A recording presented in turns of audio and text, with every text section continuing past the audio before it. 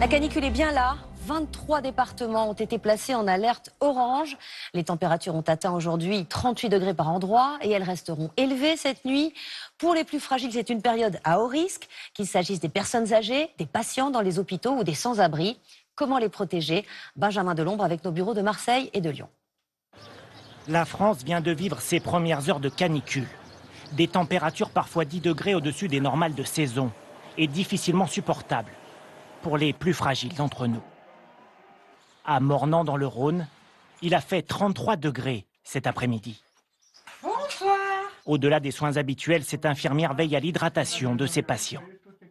Vous avez bien bu aujourd'hui avant de partir à votre rendez-vous? Oui, On sait que la personne âgée, quand même, souvent, n'a jamais soif. Donc, même quand il fait très chaud, ils n'ont jamais soif. Donc, il faut les solliciter. Même des fois, il faut servir le verre. En cette période de canicule, les soignants sont souvent en première ligne.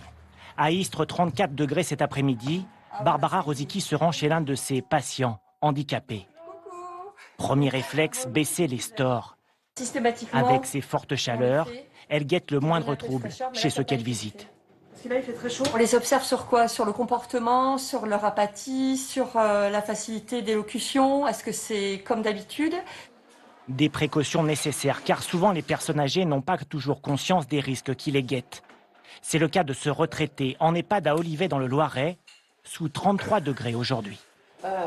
Est-ce que vous allez prendre des précautions particulières? Pas du tout. Non, qu'est-ce que vous voulez que je prenne? Si j'ai soif, je vais boire.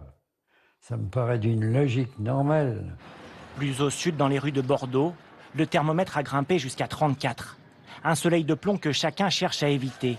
Et peut-être plus encore, ceux qui vivent dans la rue. Vous arrivez à vous cacher de l'ombre, ça va? Ouais. Surtout la tête. Hein, la maraude du Secours catholique se double là aussi de conseils de bon sens. De l'ombre, de l'eau. Et surtout pas se laisser aller justement à dormir au soleil. Une vigilance renforcée qui sera renouvelée au moins dans les 4 prochains jours pour cette première canicule de l'été.